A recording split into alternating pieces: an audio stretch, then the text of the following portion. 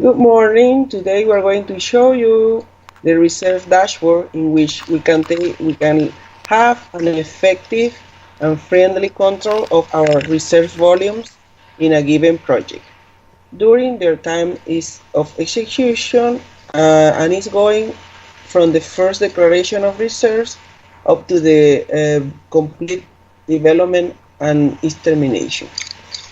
In the initial page, we describe in a general form all the characteristics of the project: the area of reserve, the operator, the type of contract, the ending time, the net interest, and the reserve volumes for each of the categories: PD, PUDs, probables and possibles, CAPEX, historical data of the cumulative production of oil, water, and gas. In there, we also give a brief of the area of reserves, its ubication in the map, the geological information, the reservoir, and general facts about the estimation method that was used to calculate the volumes of reserves and resources. Then we describe the development plan of the area and the strategy to follow. Then in the next page, we can see an example of the evolution of this reserves volume throughout the years. We have the evolution of this along all the development life of the project. For example, in this case, we go from year 2006 up to 2014.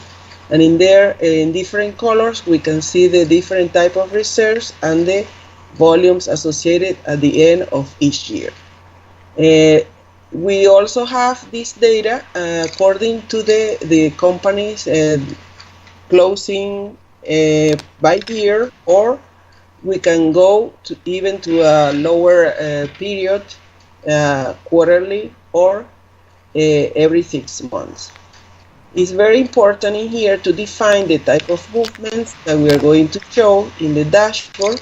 We need to include all the different type of movements associated to that evolution. For example, if we select acquisition in a given year, acquisition, then we can see acquisition. We can see that in the first year, we have a movement or reserves associated to the PUD category research. Then in the following year, we have there an increment in research related to the probables and possibles categories.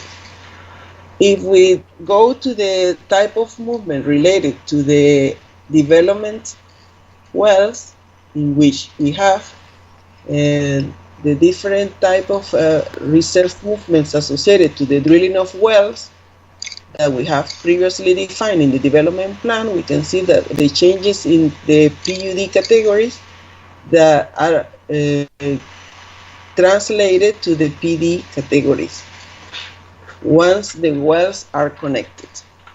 If we see the extensions movements, we can also see certain moments in the life of the reservoir when we extend the reserved categories.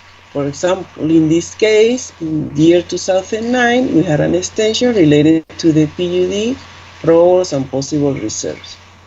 And different type of movements generates reserve movements. For example, the production performance.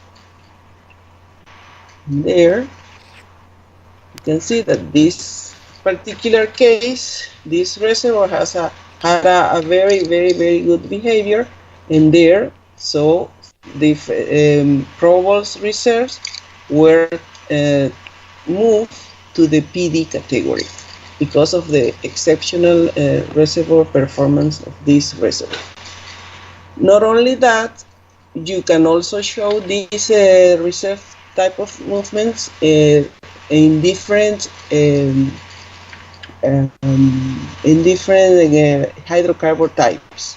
You can go to the oil and gas,